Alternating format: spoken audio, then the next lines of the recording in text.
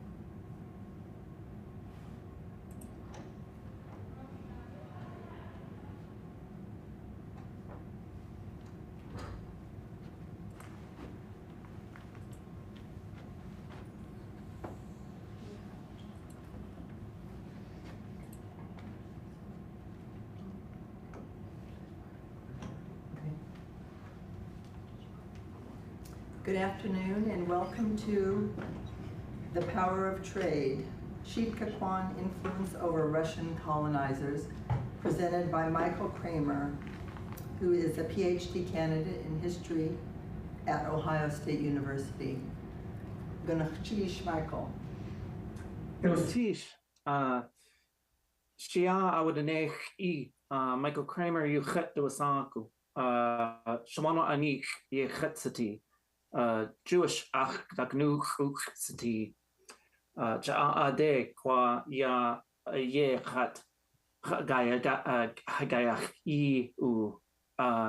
iayach yut wushishig. Lingít xhaltóow. G'nachtish xh'atee Kiks.ádi Teatan G'nachtish xhaltóow nan yádi xh'atángi yatee xh'atángi xhat yuhan G'nachtish yádi. Honored people, my name is Michael Kraemer. I'm a PhD candidate at Ohio State University. I live on the land of the Shawnee. Please forgive me for any mistakes I made in my introduction. I am learning Tlingit. I'm really happy to see you. Thank you again so much for coming. And thank you again so much for letting me speak today. It really is an honor. So today I'm going to be speaking on the history of the Tlingit, of the Sheet'ká Ḳwáan, and their interactions with the Russians in the 1820s and the 1830s. I'd like to share with you what I found so far in my research. If I made any error in my study, I really do greatly apologize. I'm still learning, and I'm happy to take any sort of questions or comments at the end of the presentation. I believe that many historians of the Russian colonial period often have not sort of acknowledged how important the clans of the Sheet'ká Ḳwáan were in shaping and affecting Russian colonial policy. The Russians never controlled much of Tlingit, and even in and around Castle Hill or New Plain, they had to constantly negotiate their physical space with the clans of the Sheet'ká Ḳwáan. And the clans of the Sheet'ká Ḳwáan were really excellent at getting what they wanted from the Russians and shaping Russian colonial policy. And so today I'll be speaking about the policies of the governor Ferdinand Petrovitch Wrangell in the 1830s, and how the clans of the Sheet'ká Ḳwáan responded to his policies and effectively were able to shape their environment in Sheet'ká. So, but first I want to sort of explain really briefly the history of Russian Tlingit interaction in the 1820s. So in the 1820s was actually sort of a time of crisis for the Russian-American company.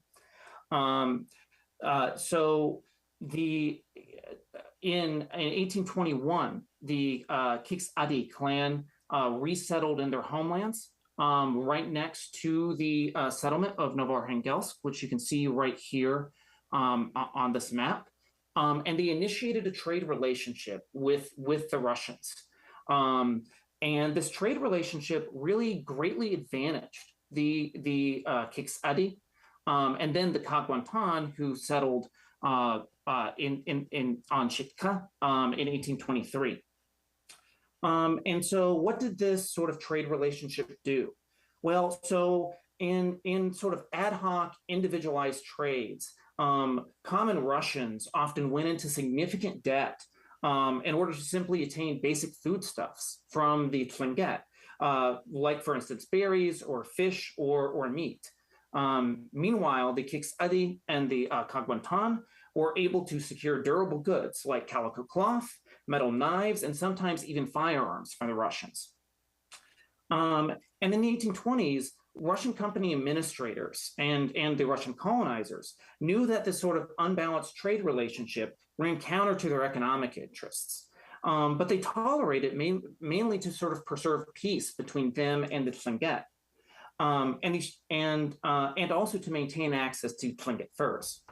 So one of the governors at the time, Governor Matvei Muravyev, openly admitted this, noting in 1825 that an increase in payment of furs to Tlingit was to, quote, establish friendship with the Tlingit. However, a subsequent governor, Baron Ferdinand Petrovitch Wrangell, expressed a very different view. It's not to push back on this trading relationship that was initiated by the Sheet'ká Ḳwáan, and kind of seek to rebalance this trade relationship towards the Russians. And this is a picture of Baron Ferdinand Petrovitch Wrangell.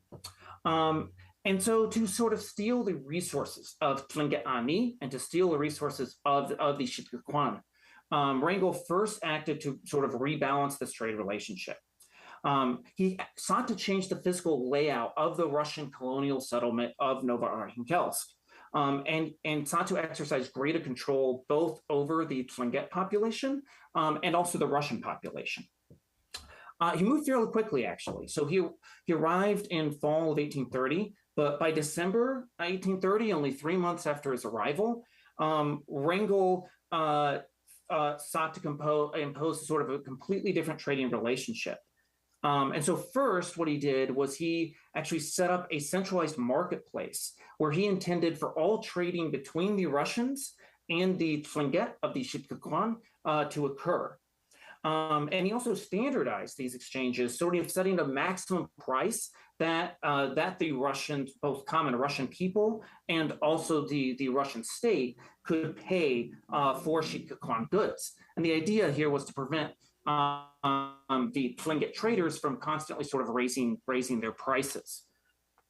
And so here you can actually see an English translation of this centralized price listing. So for instance, on this price listing, you can see one river duck was the maximum price was set at 75 kopecks. And this is what Tlingit traders would, in sort of Wrangell's idea, or Wrangell's universe, would pay to the Russians.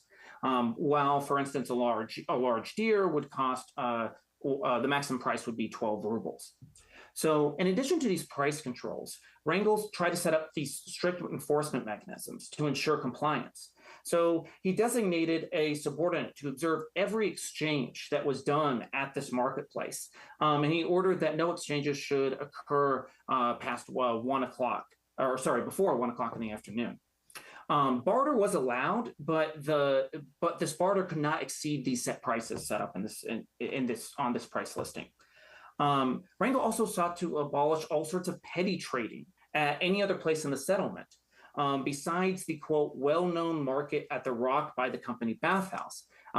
This was actually a very interesting exception. We're going to talk about that a little bit later when we talk about how the clans, the Sheet'ká Ḳwáan, sought to essentially push back against sort of Wrangell's policies.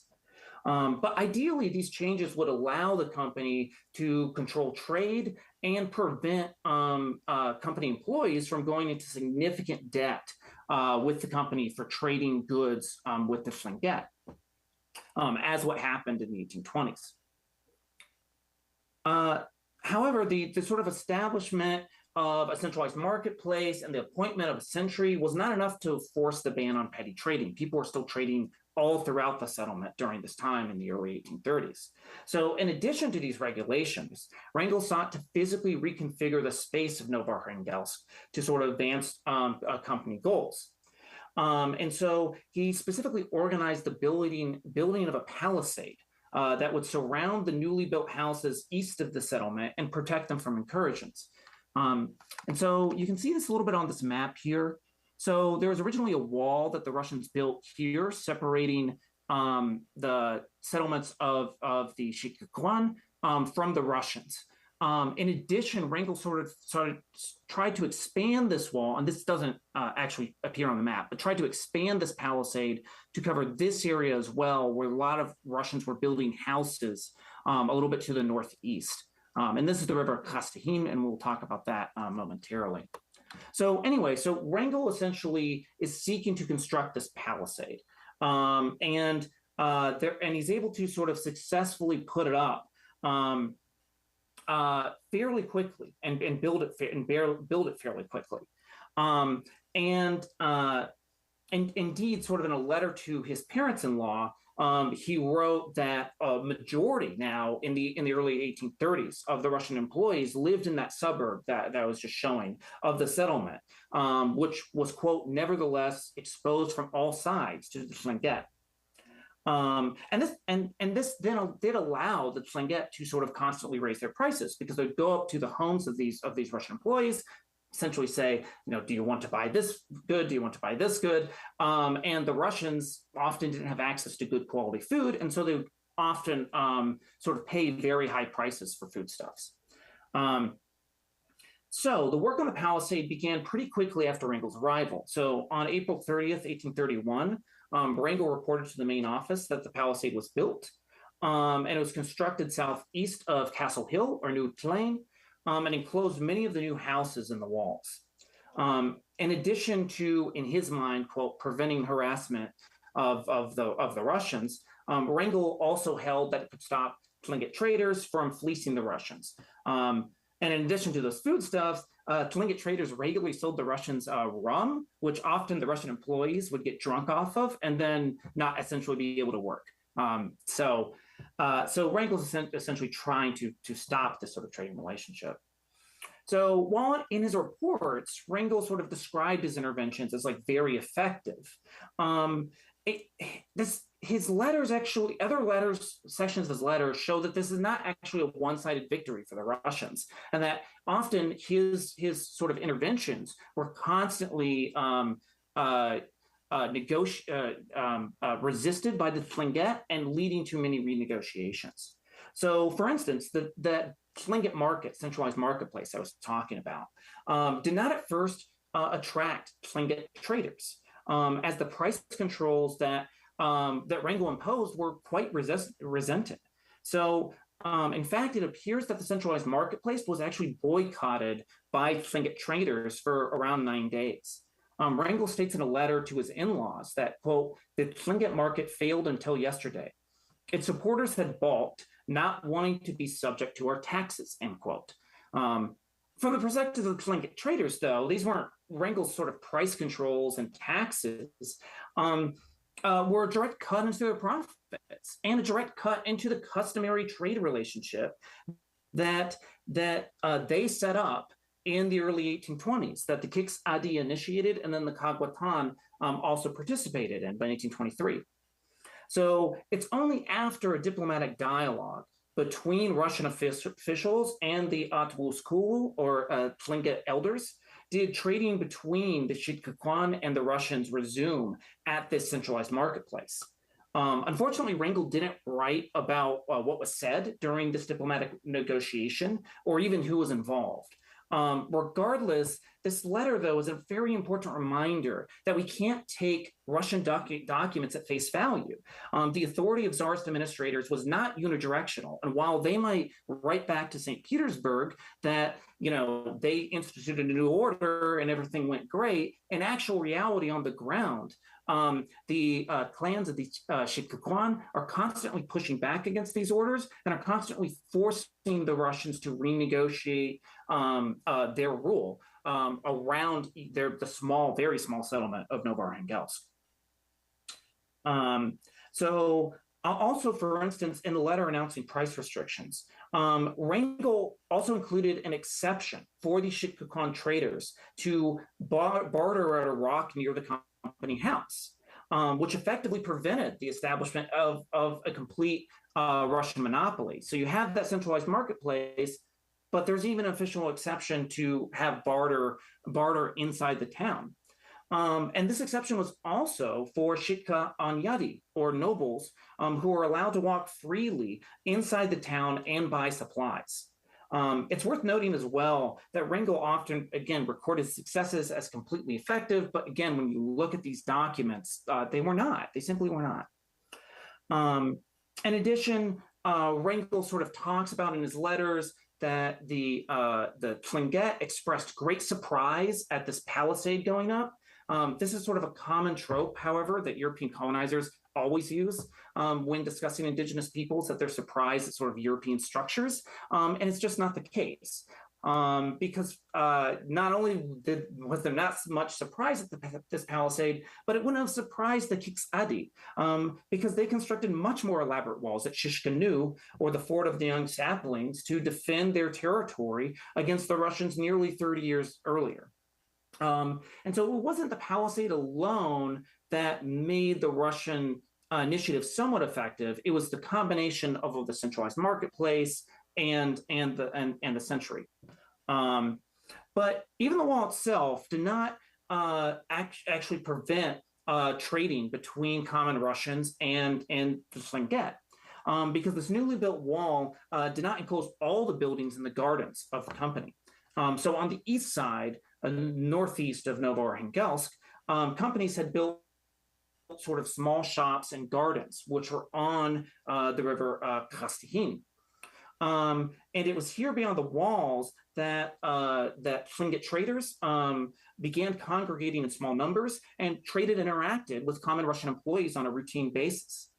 So a letter from Wrangell to a subordinate, Hlemnikov, giving instructions in May 1831 is quite revealing of the relationship between the company and the Sheet'ká Ḳwáan. So Hlemnikov served as point person for all of the Russian interactions with the Sheet'ká Ḳwáan. And in addition, being responsible for bulk purchases of materials from the Tlingit, he was also tasked with sort of policing formal contacts between common Russian employees and the Tlingit. But worried about that there were some, quote, disputes and arguments between the Tlingit and common Russian employees on Xhaasdahéen, Wrangell directed Hlemnikov to not allow the Tlingit to settle on Xhaasdahéen.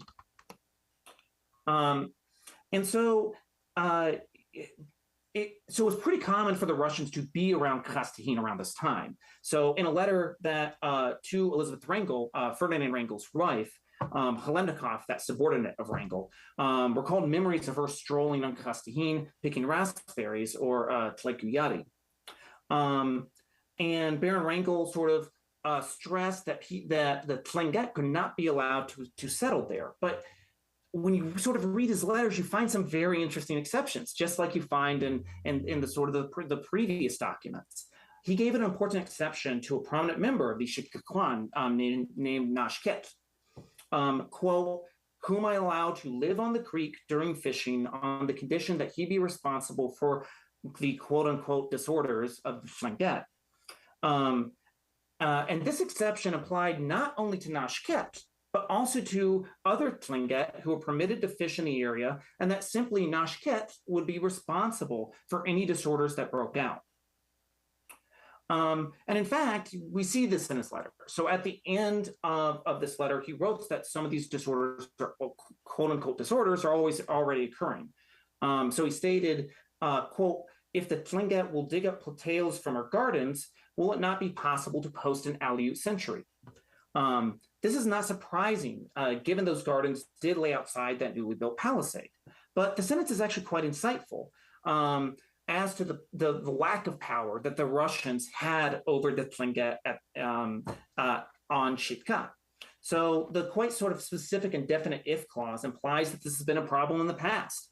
And it also implies that Wrangell, instead of directly ordering a guard, simply says, will it be possible to post one? Not even sure whether it will work.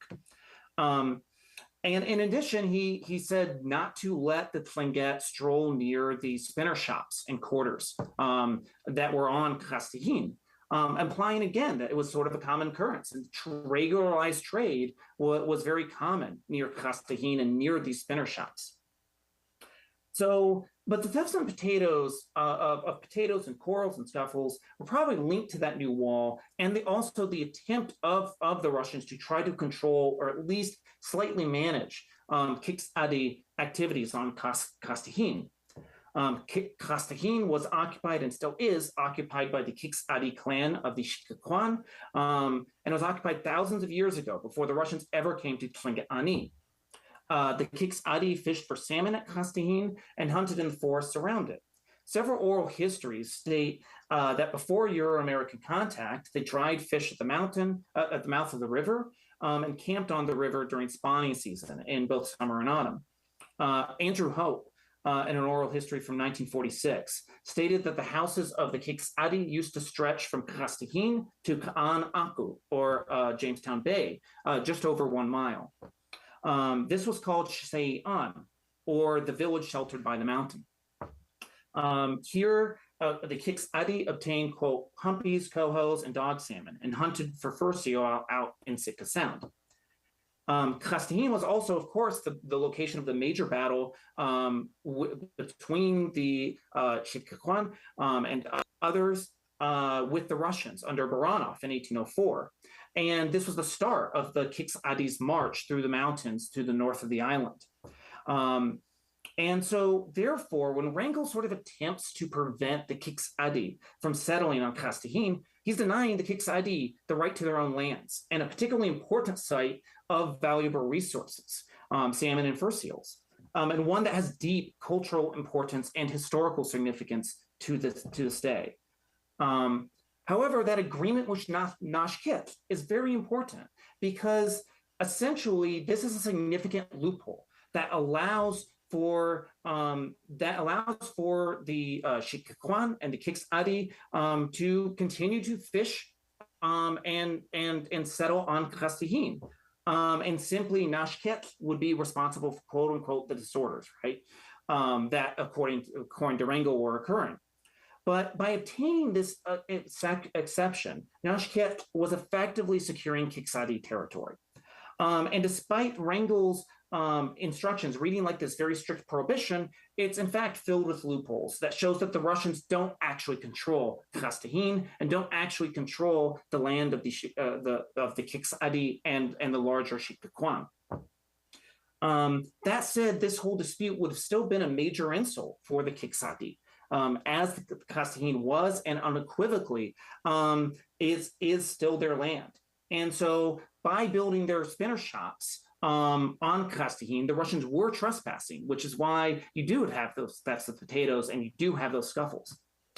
However, this whole negotiated settlement between the Russians and the Sheet'ká Ḳwáan remains long into the Russian periods.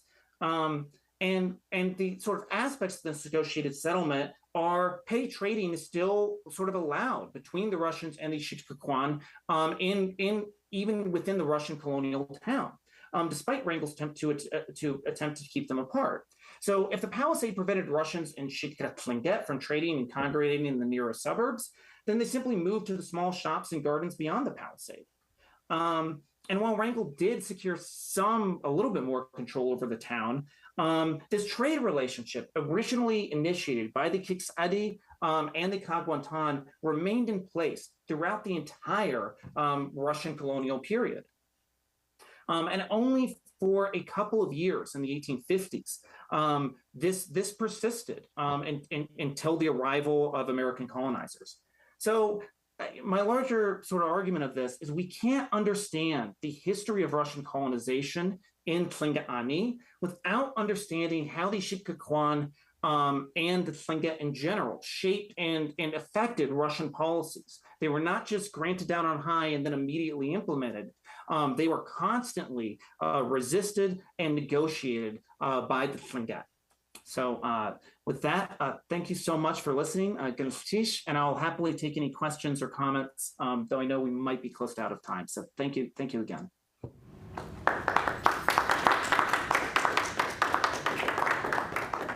We might have time for one question. Is anyone here? Oh, please. I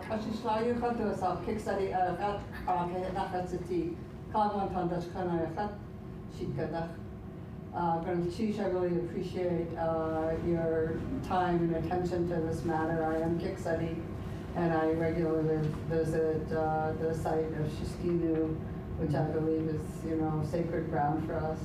And I really learned a lot. I was a little bit late, and I see is that your email? I would love to be in touch, because I would love absolutely to learn more, because I have seen and read some of, I think, was it her Pope's manuscript, as well as some others, and I'm going to thank you for covering this.